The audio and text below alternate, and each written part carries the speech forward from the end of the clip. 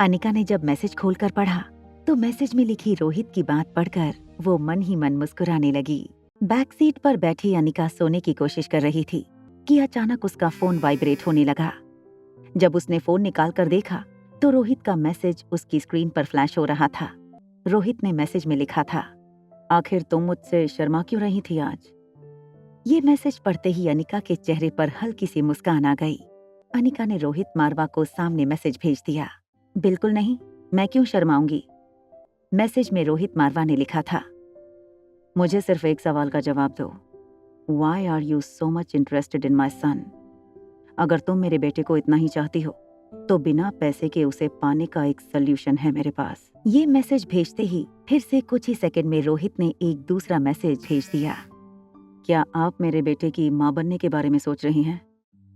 जैसे ही ये मैसेज अनिका की मोबाइल स्क्रीन पर फ्लैश हुआ, अनिका के गाल शर्म से लाल हो गए। अनिका को कुछ समझ नहीं आ रहा था कि आखिर रोहित की इस बात का क्या जवाब दिया जाए। तभी कुछ सेकंड बाद रोहित का और एक मैसेज अनिका के मोबाइल फोन पर आया। इस बार रोहित ने लिखा था, प्यार का इजहार करने का आपका तरीका काफी शानदार है और काफी यूनिक भी। ऐसा तरीका पूरी दुनिया में शायद ही किसी ने सोचा होगा।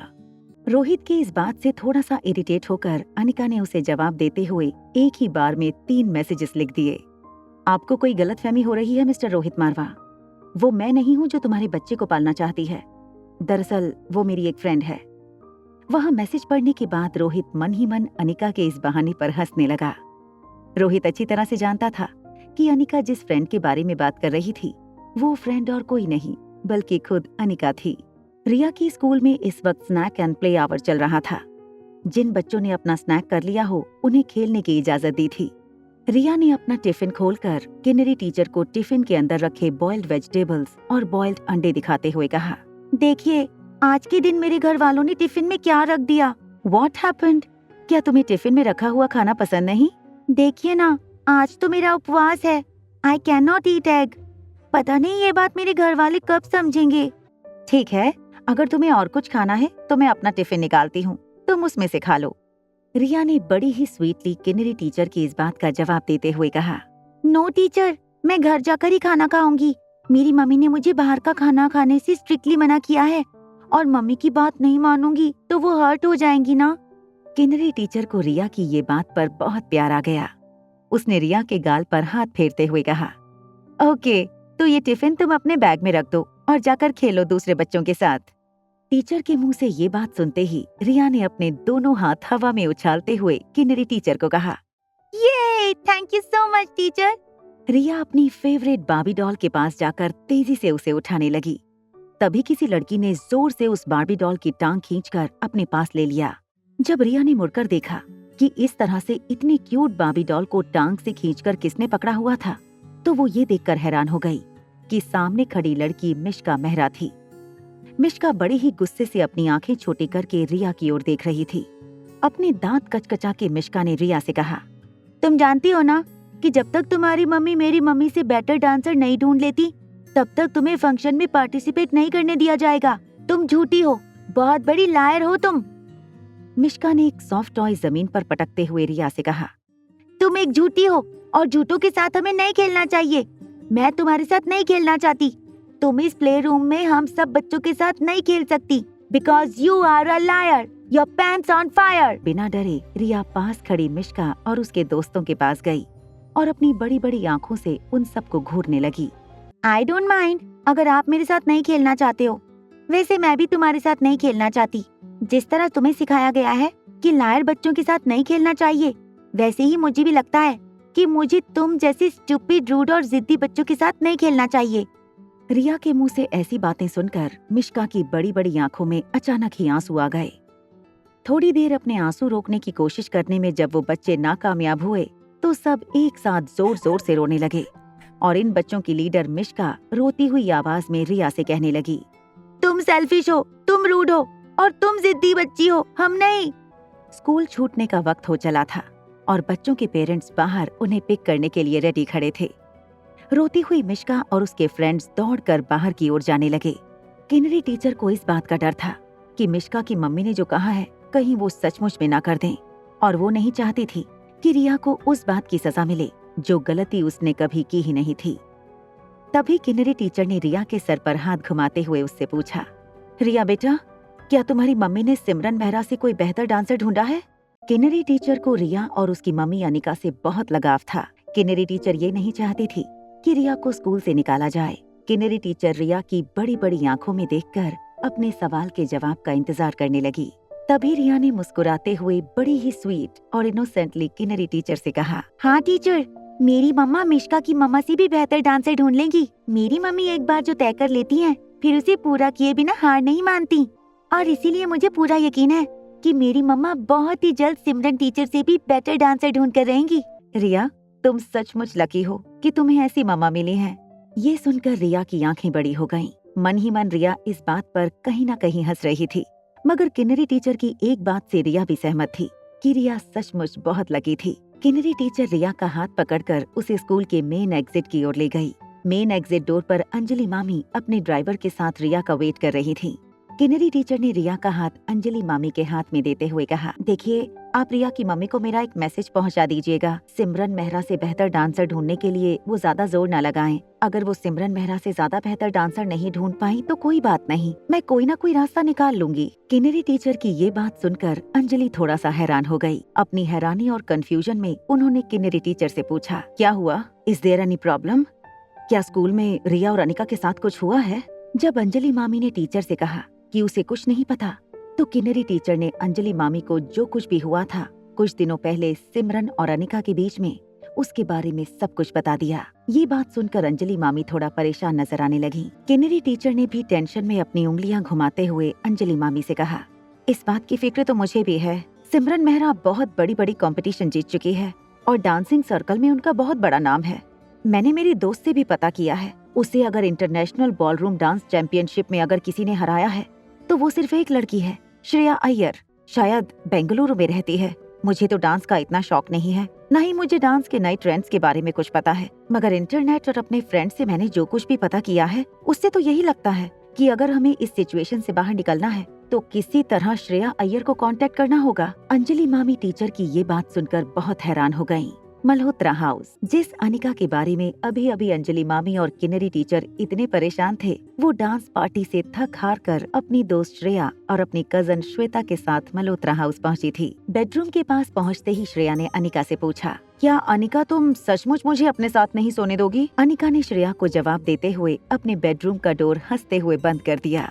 श्रेया अय्यर की तरफ अपनी बहन अनिका का ऐसा बिहेवियर देखकर श्वेता को बहुत अजीब लगा। उसे इस बात से डर लग रहा था कि बार बार अनिका जिस तरह इतनी बड़ी स्टार का इंसल्ट कर रही थी, वो देखकर कहीं श्रेया को बुरा न लग जाए। मगर अनिका का ऐसा रिएक्शन देखकर श्रेया को अनिका के लिए फिक्र होने लगी थी। जब श्रेया ये सब कुछ सोच रही थी, उसे बंगले के बाहर एक कार के रुकने की आवाज आई, जिसमें से रिया अपने हाथ हवा में उछालती हुई आवाज करती हुई बंगले के अंदर आने लगी। रिया की आवाज सुनकर अनिका के बेडरूम के पास खड़ी श्रेया अचानक एक्साइट हो गई और रिया का नाम लेकर वो दौड़कर स्टेयरकेस उतरने लगी।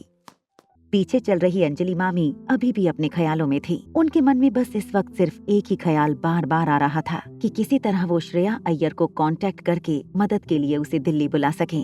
अंजलि मामी ने रास्ते में कई सारे फोन कॉल कर लिए थे, मगर अब तक श्रेया अय्यर के बारे में कोई इन्फॉर्मेशन उन तक नहीं पहुंची थी। कुछ देर सोचने के बाद अंजलि मामी ने अपना फोन निकालकर अपने भाई का नंबर डायल कर दिया। फोन उठाते ही उस तरफ से अंजलि मामी के भाई पीयूष रायचंद की आवाज उनके कानों पर पड़ी। अब इस बार क्या चाहिए तुम्हें?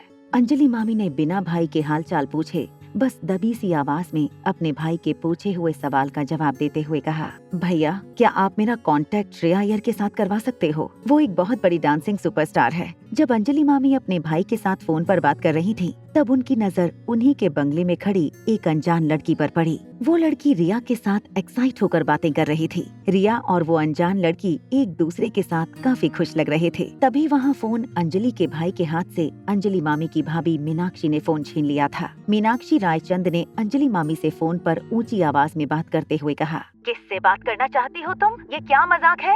अंजलि, तुम माँ बेटी ने हमारे खानदान की इज्जत मिट्टी में मिलाने का फैसला कर लिया है क्या? ये लड़की श्रेया भले ही तुम्हारे साथ तुम्हारे घर पर रह रही हो, इसका मतलब ये नहीं कि तुम माँ बेटी सबके सामने हमारे परिवार का मजाक उड़ाती फिरो। अंजलि मामी की बेइज्जती करने के बाद तुरंत ही मीनाक्षी ने फोन काट दिया।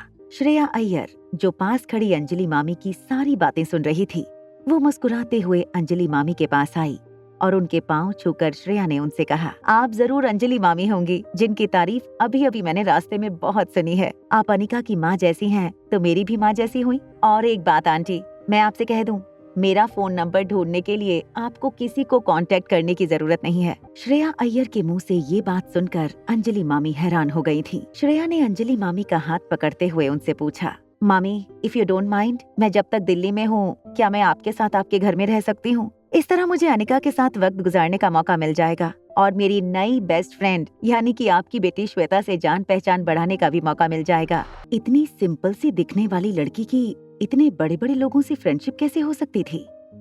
ये बात अंजलि मामी समझ नहीं पा रही थी, मगर अंजलि मामी इस बात से जरूर खुश थी कि जब श्रेया अय्यर खुद ही अनिका की बेस्ट फ्रेंड थी, तब तो सिमरन मेहरा को जरूर सबक सिखाने में श्रेया अनिका की मदद करेगी। ऊपर अनिका के बेडरूम में श्रेया अय्यर ने रिया को जोर से हवा में उछालकर उसका कैच किया। रिया जोर जोर से हंसने लगी और श्रेया से कहने लगी, ये वंस मोर श्रेया मासी, वंस मोर। श्रेया ने फिर से एक बार उसे हवा में उछालकर पकड़ लिया। रिया को जोर से हक करते हुए श्रेया ने कहा, मासी नहीं, तुम मुझे अपनी छोटी मम्मी कहो। पास ही बेड पर लेटी अनिका ने एक पिलो अपने कान पर रखते हुए बेडरूम में मौजूद बाकी लड़कियों से कहा, तुम लोग बहुत शोर मचा रही हो, मुझे अब सोना है। क्या तुम किसी इंसान को आराम करने में उसकी मदद नहीं कर सकते? थोड़ा सा कम शोर और हल्ला गुल्ला मचाकर। अगर तुम लोगों को खेलना ही है तो प्लीज बेडरूम के बाहर जाकर खेलो। और रिया, तुम भी एक बात समझ लो, कल सुबह तुम्हें स्कूल भी जाना है। अनिका की ये टॉन्ट सुनकर श्रेया ने रिया से कहा, रिया जरा अपनी मम्मा से कह दो कि अब तुम्हारी छोटी मम्मी यहाँ आ गई है, इसलिए वो जी भर के सो सकती हैं। ये कहते हुए श्रेया ने फिर से रिया को अपनी बाहों में उठा लिया और रिया से कहा, चलो आज रात तुम्हें अपनी छोटी मम्मी के साथ ही सोना है ताकि कल सुबह मैं तुम्हें तैयार करके स्कूल ड्रॉप कर सकूं। श्वेता ने श्रेया अय्यर से कहा, दीदी आप एक काम कीजिए, आप सामने वाले कमरे में रिया के साथ सो जाइए। अनिका को गुड नाइट और गुड बाय कहते हुए श्वेता, श्रेया और रिया वहां से चले गए।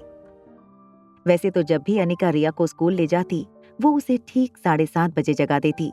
रिया को स्कूल छोड़ने के बाद तुरंत घर पर आकर फिर से सो जाती थी, मगर श्रेया सुबह ठीक 6 बजे जाग गई। फिर पहले खुद शावर लेकर तैयार हुई, फिर उसने रिया को जगाकर उसे शावर में भेजा। जब रिया शावर लेने लगी, तब श्रेया ने अपने चेहरे पर हल्का सा मेकअप लगाया और एक बहुत ही स्टाइलिश सनग्लासेस पहनकर फिर प्रॉपरली ड्रेसअप होकर वो रिया को स्कूल छोड़ने गई। जब वो स्कूल के गेट पर पहुंचे, ठीक उसी वक्त सिमरन मेहरा और मिश्का मेहरा गेट की ओर अपनी कार से उतरकर आगे बढ़ रहे थे। मिश्का रिया को देखकर जोर जोर से चिल्लाने लगी, A liar is not allowed to go in the school। मगर इससे पहले कि रिया मिश्का को कोई जवाब दे पाती, मिश्का की मम्मी सिमरन मेहरा ने रिया को टोकते हुए कहा, इतनी छोटी सी उम्र में झूठ बोलना कहाँ से सीखा है तुमने? झूठ बोलना बिल्कुल अच्छी बात नहीं। हो सकता है तुम्हारी वजह से स्कूल में आने वाले बाकी बच्चे भी तुम्हारी तरह ही झूठ बोलना सीख लें, इसलिए तुम्हें पनिशमेंट मिलनी जरूरी है। क्योंकि सिमरन भी स्कूल की एक टीचर थी, वो उन बच्चों को पनिशमेंट दे सकती थी जो बच्चे स्कूल की कोई भी डिसिप्लिनरी एक्शन या स्कूल रूल्स के खिलाफ बर्ताव कर रहे हों। सिमरन मेहरा ने रिया को पनिश करते हुए उसे कहा, तुम यहीं स्कूल के गेट के बाहर खड़े रहकर 25 बार जोर जोर से कहो कि मैं एक्सेप्ट करती हूँ कि मैं एक झूठी बच्ची हूँ और आज के बाद कभी झूठ नहीं बोलूंगी। फिर अपनी आवाज बढ़ाते हुए सिमरन मेहरा ने रिया से कहा, come on now, go at the gate. Gate के पास खड़ी किन्नरी टीचर के लिए सिमरन मेहरा का ये बर्ताव अब बर्दाश्त के बाहर हो गया था। रिया और सिमरन के बीच में आकर किन्नरी टीचर ने सिमरन मेहरा से कहा, देखिए मिसेस मेहरा, ऐसी पनिशमेंट बच्चों को देना ठीक नहीं है, स्पेशली इस वक्त जब सभी बच्चों के माँ बाप उन्हें स्कूल छोड़ने आ रहे हैं। इससे बच्ची के छोटे से मन पर क्या असर पड़ेगा? देखिए मिसेस मेहरा, हमें बात को इतनी दूर नहीं ले जानी चाहिए। आप बेवजह ही रिया पर उसकी माँ का गुस्सा उतार रहे हैं। उस दिन जब आपने रिया से कह दिया कि वो डांस करने के लायक नहीं है, तो रिया की माँ को भी ऐसा लगा कि आप शायद बच्ची के साथ थोड़ी ज्यादती कर रही हैं। इसीलिए उन्होंने कहने के लिए बस कह दिया कि वो आपसे बेहतर डांसर ढूंढ के लाएंगी। देखो टीचर, अब एक बात बोलती है तो उसे निभाने में ही असली कैरेक्टर की पहचान होती है। हम बच्चों को ये तो नहीं सिखा सकते ना, किसी को नीचा दिखाने के लिए कभी भी कुछ भी कह दो और फिर उस बात को पूरा ना करो। सिमरन मेहरा रिया की ओर देखकर फिर से रिया को एक फेक स्वीटनेस दिखाते हुए कहने लगी, देखो बेटा, तुमने और तुम्हारी मम्मी ने जो प्रॉमिस सबके सामने दी थी, उससे तुम्हारी मम्मी और तुम पूरा नहीं कर पाए हो, इसीलिए तुम्हें ये पनिशमेंट मिल रही है। तभी सिमरन के कानों पर एक बहुत ही सॉफ्ट मगर सुनी हुई आवाज पड़ी। सिमरन मेहरा, लगता है इतने सालों में तुम लोगों के साथ किस तरह पेश आना है, खासकर बच्चों के साथ, सब कुछ भूल चुकी हो। क्या तुम फिर से सीखना चाहोगी? सिमरन मेहरा को यकीन नहीं हो रहा था कि उसके सामने जो लड़की खड़ी थी वो डांसिंग सुपरस्टार श्रेया अय्यर थी। श्रेया ने दूर से ही अपने सनग्लासेस फिर से अपने सर पर चढ़ाते हुए सिमरन मेहरा से कहा, कुछ सालों पहले तुम एक बहुत ही घटिया डांसर थी, मगर अब तुम्हें देखकर मुझे लगता है कि तुम्हारी आंखों की रोशनी भी तुम्हारी डांस की तरह बहुत कमजोर हो गई है। तुम देख नहीं पा रही हो और ना ही जज कर पा रही हो। रिया के बॉडी मूवमेंट्स, उसका फिजिक और उसकी फ्लेक्सिबिलिटी एक डांसर के लिए एक बहुत बड़ा एसेट साबित हो सकती है। श्रेया को इस तरह अपने सामने खड़ा देखकर सिमरन मेहरा अपने मन में कुछ साल पहले हुई श्रेया और सिमरन के बीच में हुई कंपटीशन की रात को हुई बात याद करने लगी। इतने सालों में श्रेया डांसिंग की उस बुलंदी तक पहुंच गई थी जहां सिमरन उससे कभी नहीं मिलने वाली थी। जब सिमरन को समझ नहीं आया कि वो श्रेया को कैसे फेस करे, तो सिमरन ने अपनी बेटी मिश्का का हाथ किन्नरी टीचर के हाथ में दिया और बिना कुछ बोले मुड़कर अपनी गाड़ी की ओर तेजी से जाने लगी। किन्नरी टीचर इस बात से बेहद खुश हो गई थी कि आखिरकार अनिका ने सिमरन मेहरा से बेहतर डांसर और ट्रेनर ढूंढ लिया था। रिया को किन्नरी टीचर के पास छोड़ते हुए श्रेया फिर से गाड़ी में जाकर बैठने लगी। तभी उसने देखा कि सामने की कार में बैठी सिमरन मेहरा ने जैसे ही श्रेया को देखा, उसने गाड़ी का शीशा चढ़ा लिया।